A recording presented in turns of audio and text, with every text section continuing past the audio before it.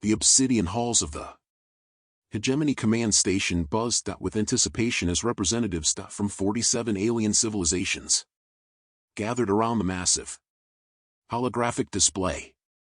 At its center, a small blue-green world rotated slowly, seemingly insignificant among the vast stellar cartography that surrounded it. Yet this tiny planet had become the focal point of the greatest military alliance the galaxy had ever witnessed. Vorhak the Eternal, his crystalline exoskeleton gleaming under the station's harsh lighting, raised one of his four arms to silence the chattering assembly. As supreme coordinator of the hegemony, his words carried the weight of civilizations that had conquered star systems before humanity had even discovered fire. Fellow beings of the cosmos, his voice resonated through universal translators in dozens of languages. Today we witness the end of an anomaly. The hologram shifted, zooming in on the Sol system where humanity's homeworld sat like a defiant ember in the cosmic dark. For 3 centuries, the galactic community had watched with growing unease as these bipedal creatures had somehow managed to expand beyond their single-star system. It shouldn't have been possible. Every species that had achieved interstellar travel had done so only after millennia of technological evolution and careful guidance from established galactic powers. Humans had done it in mere decades, and they had done it alone. Senth, the serpentine military commander whose species had conquered half the outer rim, coiled her massive form closer to the display. Her yellow eyes, each the size of a human head, fixed on the tactical readouts streaming across her personal interface. Their fleet composition is unusual, she hissed, her forked tongue tasting the recycled air. 17 vessels of varying configurations. No standardized design philosophy. No apparent tactical doctrine. Murmurs of confusion rippled through the assembly. The Cathvar delegation, their insectoid forms clicking nervously, exchanged rapid chemical signals. The gas-form ethereals pulsed with agitated colors within their containment suits. Even the ancient precursors, who had remained silent for most of the briefing, shifted uneasily in their floating meditation pods. Vorhak's mandibles clicked in what his species considered amusement. Precisely why they must be eliminated before they become a true threat. Chaos cannot be allowed to spread throughout our ordered galaxy. Their very existence is an affront to the natural order we have maintained for eons. The truth was more complex than Vorhak would admit to his allies. Intelligence reports from the human frontier had been disturbing. Ships appearing where sensors indicated empty space. Communications intercepted that suggested technological capabilities that should have required centuries more development. Most troubling of all, human vessels had been spotted in regions of space that no known technology should have allowed them to reach. Quillith, an observer from the Neutral Watchers Conclave, spoke from her position at the chamber's periphery. Her translucent form shimmered with concern as she addressed the assembly. Perhaps we should consider diplomatic contact. The humans have shown no aggressive intent toward established territories. The suggestion was met with a thunderous rejection from the gathered species. The hegemony had been built on the principle of controlled expansion and technological oversight. Allowing an unguided species to develop freely was unthinkable, regardless of their apparent peaceful nature. The decision has been made, Vorhak declared, his voice cutting through the dissent. Operation Stellar Cleansing begins in 6 standard hours.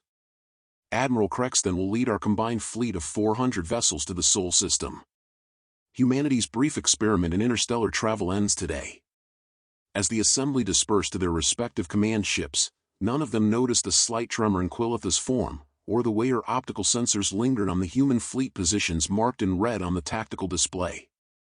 In all her centuries of observing galactic conflicts, she had learned to recognize patterns. The humans' seemingly chaotic fleet arrangement wasn't random at all. It was a trap waiting to be sprung. Admiral Calix Torrens stood before the viewport of the UES Defiance, watching the stars whirl slowly past as his small fleet held position at the edge of the Sol system. At 43, he was considered young for a fleet commander, but the gray streaking his dark hair and the lines around his green eyes spoke of battles fought in the frontier systems where human expansion had met unexpected resistance. "Admiral, long-range sensors are picking up massive gravitational distortions," reported Lieutenant Commander Naya Crescent from her position at the tactical station. Her auburn hair was pulled back in the regulation style, but her emerald eyes held an intensity that had earned her a reputation as one of humanity's finest tactical minds. The alien fleet is exactly where our intelligence predicted. 400 ships, sir. Torin nodded grimly. The numbers were overwhelming, but then, humanity had always faced impossible odds. It was, in many ways, what defined them as a species. Signal the fleet. All captains to maintain radio silence until my direct order. And remind them, we hold here no matter what. Captain Zephyr Valdris, commanding the heavy cruiser Indomitable, acknowledged the order with characteristic brevity. At 38, Valdris was known throughout the fleet for his tactical brilliance and his refusal to retreat from any engagement. His scar hands moved efficiently across his command console as he relayed orders to his crew, many of whom had served with him since the early expansion wars. The human fleet was small by galactic standards, 17 ships ranging from the massive dreadnought Defiance to swift destroyers barely larger than shuttlecraft. What the Alien Alliance didn't realize was that these vessels represented the culmination of humanity's greatest military secret, a technology that shouldn't have existed for another 1,000 years. Dr. Elena Vasquez, the fleet's chief science officer, monitored the exotic matter containment systems from her station aboard the Defiance. The quantum tunneling drives that powered the human fleet were so advanced that even she sometimes wondered how humanity had developed them so quickly. The official records spoke of breakthrough discoveries and leaps of intuition, but Elena suspected the truth was far more complex. "Admiral," she called out, her Spanish accent adding warmth to the clinical bridge atmosphere, "quantum resonance is stable across all vessels. We're ready for synchronized jump when you give the word." Torin studied the tactical display, watching as the alien fleet approached with textbook precision. Their formation was a thing of beauty, overlapping fields of fire, perfect spacing, redundant command structures. It was exactly what he would have expected from a coalition of species that had been waging war among the stars for millennia. It was also exactly what humanity needed them to do. "Naya, what's your assessment of their formation?" he asked his tactical officer. Crescent's fingers danced across her holographic interface, highlighting weak points in the approaching armada. "They're following standard galactic doctrine, sir. Maximum firepower concentration with minimal vulnerability to flanking maneuvers. It's a formation designed to overwhelm through superior numbers and firepower. And their weakness? They're assuming we'll fight like everyone else in the galaxy, sir. Stand-up battle, ship-to-ship engagement, winner determined by who has the biggest guns and the most armor." Crescent's smile was predatory. "They have no idea what we're actually capable of." The truth was that humanity's rapid expansion hadn't been due to superior technology alone, though their quantum drives certainly helped. It was their tactical flexibility, their willingness to abandon conventional wisdom when conventional wisdom led to defeat. While alien species had spent millennia perfecting the art of space warfare, they had also become locked into rigid doctrines that prioritized efficiency over innovation. Humans, barely 3 centuries into their spacefaring era, had no such limitations. "Sir," Communications Officer Rodriguez called from his station, "we're receiving a transmission on all frequencies. It's in standard galactic." Torin gestured for the message to be played. Vorhak's voice filled the bridge, speaking in the measured tones of absolute authority. "Human vessels, you are ordered to stand down immediately. Your species has violated galactic expansion protocols and must face judgment. Surrender now, and your deaths will be swift." The bridge fell silent. Torin looked around at his crew, humans from a dozen different worlds, united by their refusal to bow to external authority. They had come from Earth carrying the dreams of their species, and they would not surrender those dreams without a fight. "Open a channel," Torin commanded. "All frequencies, maximum broadcast power." Rodriguez nodded. "Channel open, sir." Torin stepped forward, his voice carrying the weight of humanity's defiance. "This is Admiral Calix Torin of the United Earth Space Command. You have entered human space uninvited and issued threats against our people. You have one opportunity to withdraw peacefully. Choose wisely." The transmission ended, and Torin could almost feel the shock rippling through the alien fleet. No species had ever spoken to the hegemony with such directness, such casual dismissal of their authority. The die was cast. The alien fleet emerged from hyperspace in perfect formation, 400 vessels arranged in a complex three-dimensional array that spoke of centuries of military refinement. Aboard the flagship Eternal Dominion, Admiral Crexton observed the human position with what could only be described as confusion. Crexton's species, the Veltar, had evolved from pack hunters on a high-gravity world. Their military doctrine reflected this heritage, overwhelming force applied with surgical precision. In 3,000 years of galactic warfare, no enemy had ever survived contact with a full hegemony battle fleet. The human's decision to hold position rather than flee struck him as either supremely confident or utterly naive.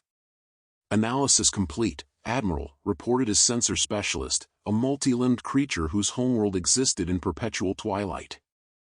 Human vessels are maintaining defensive positions around their system's primary. They show no signs of preparing for retreat or surrender. Through his ship's viewports, Crexton could see the human fleet arrayed against the starfield like scattered jewels. Their vessels were sleek, organic-looking things that seemed to flow rather than sail through space. Nothing like the angular, purpose-built warships that every other species employed. Their formation makes no tactical sense, observed Commander Thexley from her position at the Fleet Coordination Station. Her crystalline form pulsed with agitation as she analyzed the human deployment. They're spread too thin to concentrate firepower, too close together to avoid area effect weapons. It's as if they want us to surround them. Crexton's predatory instincts stirred uneasily. In nature, when prey positioned itself to be surrounded, there was usually a reason. Begin the encirclement, but maintain maximum sensor vigilance. Something about this feels wrong. The hegemony fleet moved forward with inexorable precision. Destroyers and frigates formed the outer screen, their sensors sweeping space for any sign of hidden human vessels. Behind them came the cruisers and battleships, weapons charging to full power. At the formation's heart, the massive dreadnoughts that served as command vessels prepared to deliver the killing blow. Aboard the UES Defiance, Admiral Torren watched the alien deployment with professional appreciation. "They're good," he admitted to his bridge crew. "Very good. This is exactly how I would approach an enemy of unknown capability." "Sir," Naya Crescent reported, "alien fleet will be in optimal firing position in 14 minutes. Their energy signatures indicate they're charging primary weapons." Torren nodded calmly. "Signal all ships. Prepare for maneuver Omega-7. Dr. Vasquez looked up sharply from her science station. "Admiral, are you certain? We've only tested Omega-7 in simulations. The quantum stress on the ship hulls could be catastrophic." "Elena, we didn't come this far to play it safe." Torren's voice carried the weight of absolute certainty. "Besides, it's not like we have much choice. Conventional tactics against those numbers would be suicide." The human fleet began to shift, their movements so subtle that it barely registered on alien sensors. To external observers, it looked like minor course corrections, the kind of micro-adjustments that all spacefaring vessels made to maintain position. In reality, it was something far more complex. Captain Valdris, aboard the Indomitable, watched his quantum drive readings with intense concentration. "Engineering, I need perfect synchronization on my mark. Even a millisecond variance could tear us apart." His chief engineer, a woman named Sarah Kojima whose family had been among the first colonists to leave Earth, nodded grimly. "Quantum resonance is locked in, Captain. We're as ready as we'll ever be." The alien fleet continued its approach, confident in their overwhelming superiority. Admiral Crexton began preliminary targeting sequences, selecting which human vessels would be destroyed first. The smaller ships would die quickly, overwhelmed by concentrated firepower. The larger vessels might survive long enough to attempt surrender. It never occurred to him that the humans might have capabilities beyond conventional space warfare. "Human vessels are holding position," reported his tactical officer. "No signs of retreat or defensive maneuvering. They appear to be waiting for us to close to optimal range." Crexton's unease deepened. "Increase scanner intensity. I want to know about every piece of debris larger than a pebble in this system." The enhanced scans revealed nothing unusual. The human fleet hung in space like a gift, awaiting destruction. Yet something in Crexton's ancient predatory instinct screamed that this was wrong. that prey didn't simply wait to be devoured unless... Admiral! The sensor specialist's voice carried sudden alarm. I'm detecting massive quantum fluctuations from the human vessels. Energy patterns unlike anything in our databases. Crexton felt his blood turn cold. All ships, maximum alert. Target human vessels and prepare to... His words were cut off as space itself seemed to fracture around the human fleet. Reality twisted, folded, and suddenly the 17 human vessels weren't where they had been a moment before. They were everywhere. Space exploded into chaos as the human fleet materialized throughout the alien formation, their quantum tunneling drives having folded the fabric of spacetime itself to achieve instantaneous repositioning. What had been an orderly advance by 400 vessels suddenly became a nightmare of friendly fire and confused targeting as human ships appeared at point-blank range among the hegemony forces. Admiral Crexton stared in disbelief at his tactical display as reality rewrote itself around him. The UES Defiance materialized directly above his flagship, so close that he could see the weapon ports along its hull beginning to glow with deadly energy. Impossible, he breathed, his forearms working frantically at his control interface. Nothing can fold space like that. The energy requirements alone would require a star's entire output. Aboard the Defiance, Admiral Torin felt the familiar disorientation of quantum tunneling fade as his ship settled into normal spacetime. Around him, his bridge crew worked with deadly efficiency, their movements precise despite the revolutionary nature of what they had just accomplished. Quantum jump complete, Dr. Vasquez reported, her voice tight with excitement and terror. All ships have successfully materialized within the alien formation. Hull stress is within acceptable parameters, but we can't maintain this for long. Naya Crescent's tactical display lit up like a Christmas tree as targeting systems locked onto alien vessels at ranges measured in kilometers rather than light minutes. Admiral, we have perfect firing solutions on 12 enemy capital ships. Their shields are down, they weren't expecting close-range engagement. All ships, Torin commanded, his voice carrying across the fleet through quantum-encrypted channels, engage at will. Maximum firepower. We may only get one chance at this. The human fleet opened fire as one, their weapons designed for the brutal realities of close-quarters space combat. Unlike the energy weapons favored by most galactic civilizations, human ships mounted kinetic artillery that fired projectiles at significant fractions of light speed. At the ranges they now found themselves at, alien point defense systems were useless. Captain Valdris, finding his ship nestled between two alien cruisers like a wolf among sheep, smiled grimly as his weapons officer reported target lock. Fire all batteries. Show them what human engineering can do. The Indomitable's main guns spoke in unison, hurling tungsten carbide penetrators through the hulls of both enemy vessels. The aliens' energy shields, designed to deflect particle beams and plasma bolts, proved utterly useless against solid matter traveling at 12% of light speed. Both cruisers died in spectacular explosions as their power cores breached. Throughout the alien formation, similar scenes played out as human vessels materialized among their enemies like vengeful ghosts. The destroyer Relentless appeared directly in the path of an alien battleship's main gun, but instead of being destroyed, it simply wasn't there when the weapon fired. A second quantum jump had placed it behind the enemy vessel, where its torpedo launchers spoke with deadly authority. Commander Thexley aboard the alien flagship watched her tactical display dissolve into chaos as reports flooded in from across the fleet. Admiral, we've lost 37 vessels in the first exchange. Human ships are moving through our formation at will, appearing and disappearing faster than we can target them. Crexton struggled to comprehend what he was witnessing. How are they doing this? No civilization has ever achieved tactical quantum manipulation. The answer came from an unexpected source. Quillith, the Watcher-observer who had been monitoring the battle from her stealth vessel, transmitted on an open channel that reached both fleets. Because they're not just manipulating quantum fields, Admiral. They're manipulating quantum consciousness itself. Dr. Vasquez, monitoring the transmission from her science station, felt her blood run cold. The Watchers were among the oldest species in the galaxy, their understanding of advanced physics unmatched by any other civilization. If Quillith was correct about quantum consciousness. Admiral, she called urgently to Torin, if the Watchers are right, our quantum drives aren't just folding space. They're somehow interfacing with the quantum substrate of reality itself. The implications are staggering. Torin, focused on the tactical situation, filed the information away for later consideration. Right now, his fleet was winning through surprise and superior positioning, but the aliens still outnumbered them 20-1. Naya, status report. 43 alien vessels destroyed, 67 severely damaged, Crescent reported with professional calm. We've lost the destroyer Valiant and the frigate Courage. The Steadfast has taken heavy damage but remains combat effective. The price of victory was already becoming clear. Each human ship destroyed represented dozens of highly trained spacers, men and women who had volunteered to stand between their species and extinction.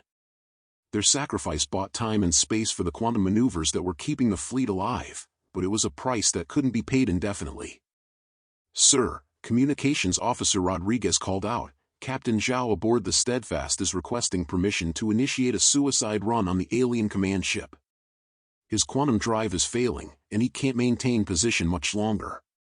Torin felt the weight of command settle on his shoulders like a physical thing. Captain Zhao was a friend, a colleague who had served with distinction since the early expansion. But war demanded terrible choices from those who waged it. Negative, Torin replied finally. Order Captain Zhao to extract his crew via escape pods. We'll cover their retreat. What happened next would become legend among human spacers for generations to come. Captain Liu Zhao stood on the bridge of the UES Steadfast as his ship shuddered under repeated alien bombardment.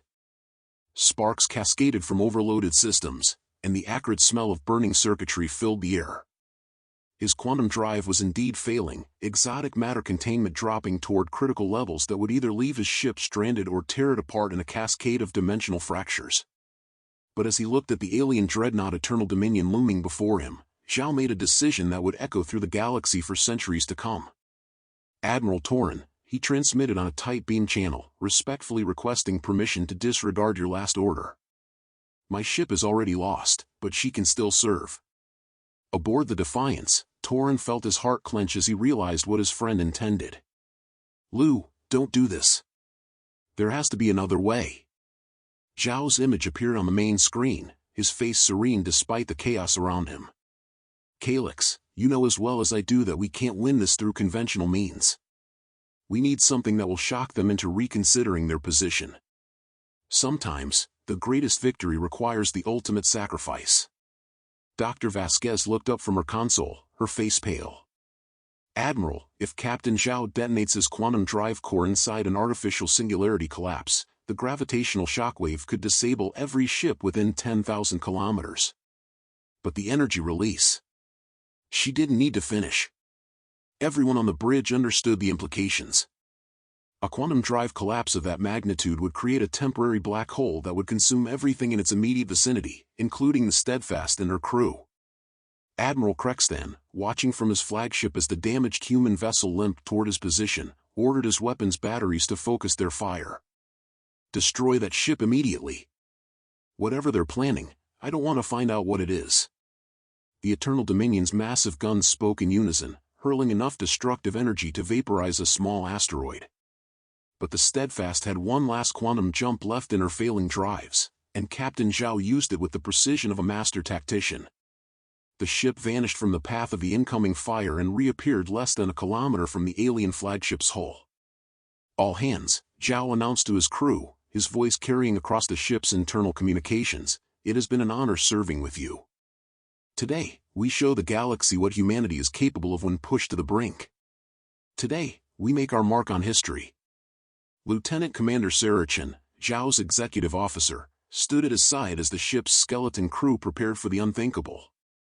Sir, quantum containment is at 15% and falling. On your command. Zhao looked once more at the image of Admiral Torin on his screen. Tell our families that we didn't die in vain, Calyx. Tell them we died free. The transmission ended, and space itself seemed to hold its breath. What followed defied every law of physics that galactic civilization thought they understood. As the Steadfast's quantum drive core collapsed, it didn't simply explode.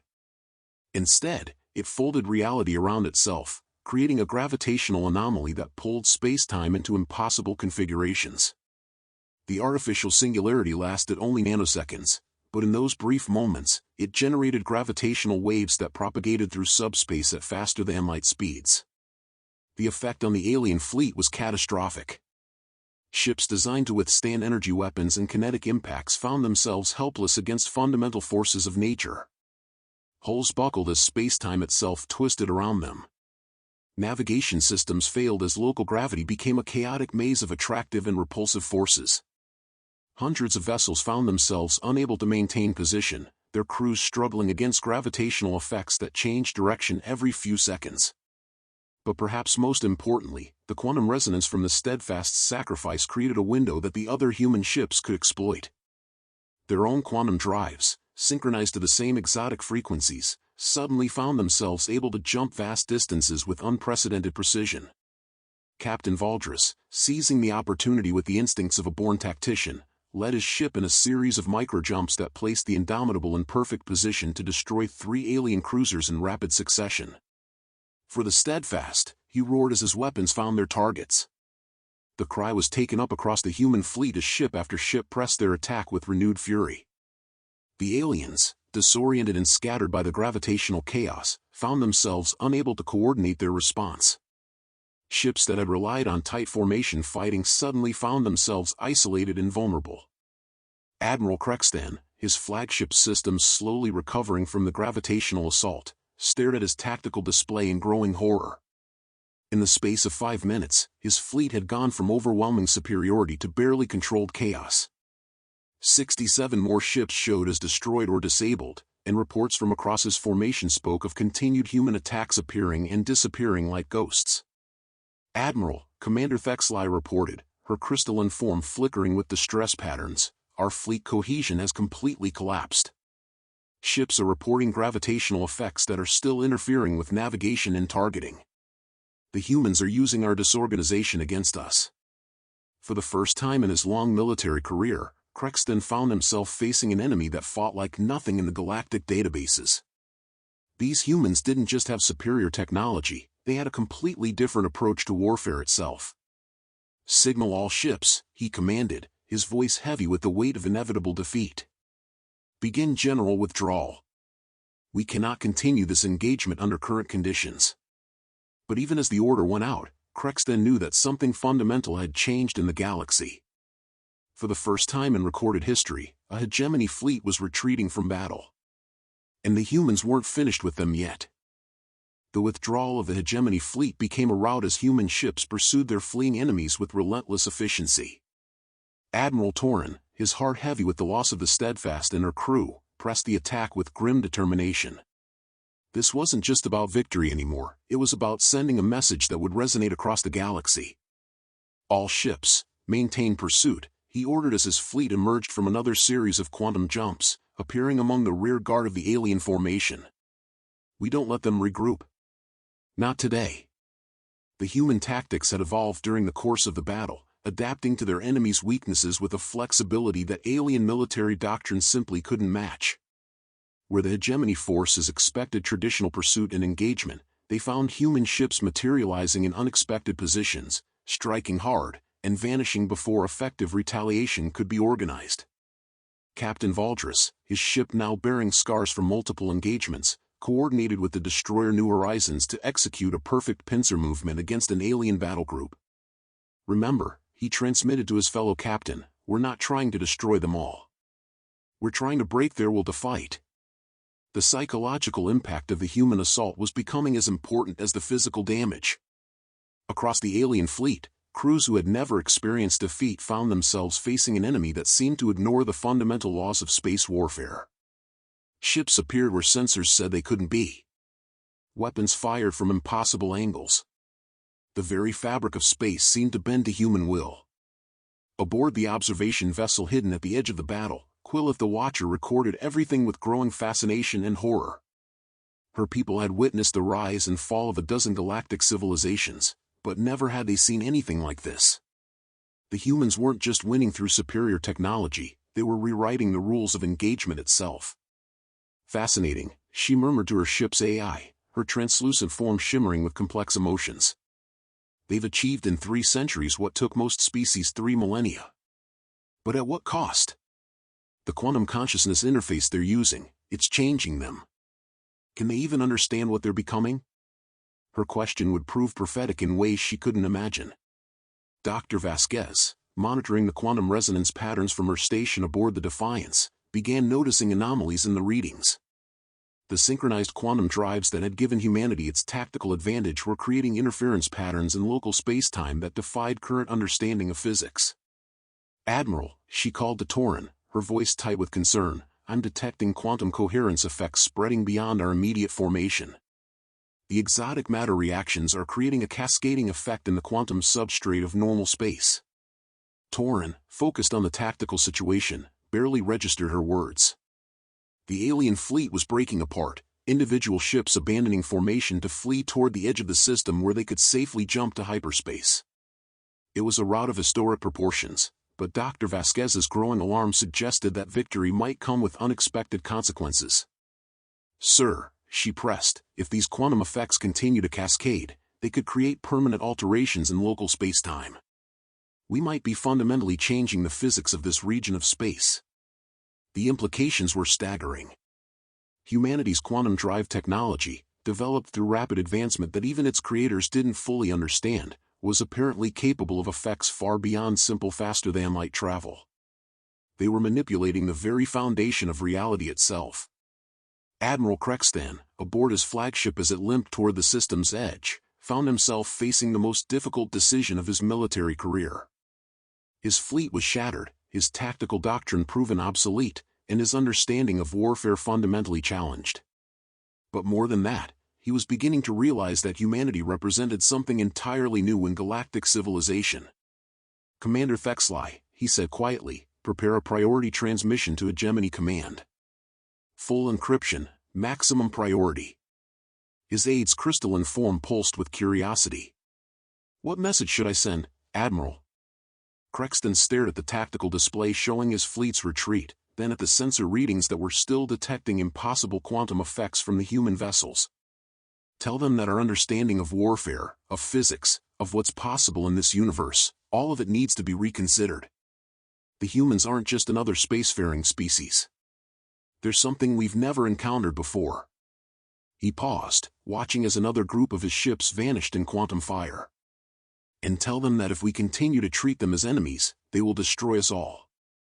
The message would reach Hegemony Command 18 hours later, carried by courier ship through the fastest hyperspace routes available. But by then, word of the battle was already spreading through other channels. Mercenary captains who had witnessed the engagement from the system's periphery. Neutral observers who had monitored the quantum signatures. Independent traders who had seen the impossible maneuvers with their own eyes. Within days, every major civilization in the galaxy would know that humanity had achieved something that should have been impossible. They had defeated a full hegemony battle fleet using 17 ships and tactics that defied conventional understanding. The galaxy would never be the same. As the last alien vessels jumped to hyperspace, leaving the Sol system in human hands, Admiral Torin allowed himself a moment of quiet satisfaction. They had won, against impossible odds and at terrible cost. But as he looked at the quantum distortion still rippling through local space, he couldn't shake the feeling that they had unleashed something far beyond their understanding. Dr. Vasquez's final readings confirmed his fears. The quantum effects were stabilizing, but they had permanently altered the space around Earth. Humanity's homeworld now existed in a region where the laws of physics themselves had been subtly changed. They were no longer quite the same species that had first reached for the stars. 6 months after the battle that would become known as the Sol Engagement, the galaxy had fundamentally changed. The defeat of a hegemony fleet by a handful of human vessels had sent shockwaves through established civilization that went far beyond military considerations. Trade routes were being rerouted to avoid human space. Diplomatic missions were being hastily organized. Most significantly, the rigid hierarchy that had governed galactic politics for millennia was beginning to crack. Admiral Calix Torin stood in the memorial garden aboard the orbital station that now served as humanity's primary naval headquarters. Before him, holographic flames danced around the names of those who had died in the battle, Captain Lu Zhao's name prominent among them. The garden was a place of quiet reflection, but it was also a reminder of the price of freedom. "Admiral?" Dr. Elena Vasquez approached from behind, her footsteps soft on the memorial pathway. In the months since the battle, she had become humanity's foremost expert on quantum consciousness effects, though her research was revealing truths that troubled her deeply. Elena. Torrin didn't turn from the memorial flames. I take it you have more findings about our quantum modifications? Dr. Vasquez moved to stand beside him, her expression grave. I'm afraid so. The quantum coherence effects from the battle have spread beyond our initial calculations. Every human who served aboard a ship during the engagement has been changed. Their neural patterns now show quantum entanglement signatures that shouldn't be possible in biological systems. Torrin finally turned to face her, seeing his own concerns reflected in her dark eyes. Changed how? We're becoming something new, Calyx. Our brains are developing quantum processing capabilities that allow direct interface with space-time manipulation technology. In essence, we're evolving into a species that can consciously manipulate reality at the quantum level. The implications were staggering. Humanity's rapid technological advancement hadn't been entirely their own achievement. They were becoming something unprecedented in galactic history, a species that could directly interface with the fundamental forces of the universe. And the crew members who weren't aboard ships during the battle? Unaffected, Dr. Vasquez confirmed. Whatever process was initiated by the quantum resonance cascade, it only influenced those who were directly exposed to the exotic matter reactions during combat. We're looking at a divergent evolution within our own species. Thousands of light years away, in the neutral space that served as meeting ground for the galaxy's major powers, an unprecedented gathering was taking place. Representatives from every major civilization sat around a vast circular chamber, their forms as diverse as the worlds they came from. At the chamber's center, a holographic display showed the current position of human space, now marked with warning beacons that advised all traffic to maintain safe distances. Vorthak the Eternal, his crystalline exoskeleton showing stress fractures that spoke of sleepless months, addressed the assembly with uncharacteristic humility. Fellow beings, we face a situation without precedent in galactic history. The humans have demonstrated capabilities that our greatest scientists insist are impossible. Worse, our intelligence suggests they may not fully understand what they've become. Quillith the Watcher, no longer merely an observer, spoke from her position among the neutral coalition delegates. The quantum consciousness effects documented during the Sol engagement suggest that humanity is undergoing a fundamental evolutionary shift. They are becoming something entirely new, a species that exists partially in normal spacetime and partially in the quantum substrate that underlies reality itself. The chamber erupted in dozens of languages as representatives struggled to comprehend the implications. A species that could manipulate quantum fields directly would have capabilities that bordered on what their mythologies described as godlike powers. They could fold space, manipulate matter at the atomic level, and potentially even influence the fundamental constants that govern physical reality. Senator Thysera of the Diplomatic Corps raised one of her four arms for attention. The question before us is simple: how do we coexist with a species that may soon possess abilities that make our technology irrelevant? The answer came from an unexpected source. A transmission reached the assembly from human space, carrying Admiral Torrin's measured voice across the vastness of interstellar space. Honored delegates, humanity is aware of your concerns, and we share them. We did not seek the changes that have occurred to our species, but we accept responsibility for managing them wisely. The transmission continued, outlining humanity's proposal for a new galactic order, one based on cooperation rather than dominance, exploration rather than expansion, and understanding rather than conquest. It was an idealistic vision, but coming from a species that had just demonstrated unprecedented military capabilities, it carried weight that idealism alone could never achieve. We proposed the establishment of joint research initiatives to better understand quantum consciousness effects, Torrin's voice continued. We believe that what happened to us during the Sol engagement was not unique to humanity. Any species that develops quantum manipulation technology may undergo similar evolutionary changes. It is in all our interests to understand these processes before they occur again. The proposal sparked intense debate that would continue for months, but the foundation had been laid for a new chapter in galactic civilization. Humanity had not sought to become something beyond conventional understanding, but they had accepted the responsibility that came with their new capabilities. In the years that followed, human space became a center of learning rather than military power. The quantum-enhanced humans worked alongside alien scientists to unlock the mysteries of consciousness and reality itself. New technologies emerged that benefited all species, based on principles that had been discovered through humanity's painful transformation. But in the quiet moments, when Admiral Torrens stood before the memorial flames in the Garden of Remembrance, he wondered if they had truly won or if victory had simply been the first step in a transformation that would ultimately make them unrecognizable to the species they had once been. The galaxy feared humanity's fleet not because of their weapons or their ships, but because they represented change itself, unpredictable, irreversible, and ultimately transformative. In defeating the hegemony, humanity had not just won a battle. They had announced the arrival of a new age, where the impossible was merely another word for unexplored. And somewhere in the quantum substrate that connected all things, Captain Lu Zhao's sacrifice continued to resonate, a reminder that some victories require the ultimate price, and that heroes are remembered not for what they preserved, but for what they made possible. The stars themselves seemed different now, charged with potential that previous generations could never have imagined. Humanity had reached for the cosmos and found that the cosmos had been waiting to reshape them in return.